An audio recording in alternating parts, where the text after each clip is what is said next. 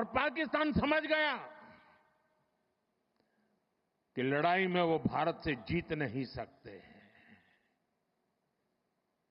और इसलिए उसने प्रॉक्सी वॉर चालू किया। सैन्य प्रशिक्षण होता है, सैन्य प्रशिक्षित आतंकवादी भारत भेजे जाते हैं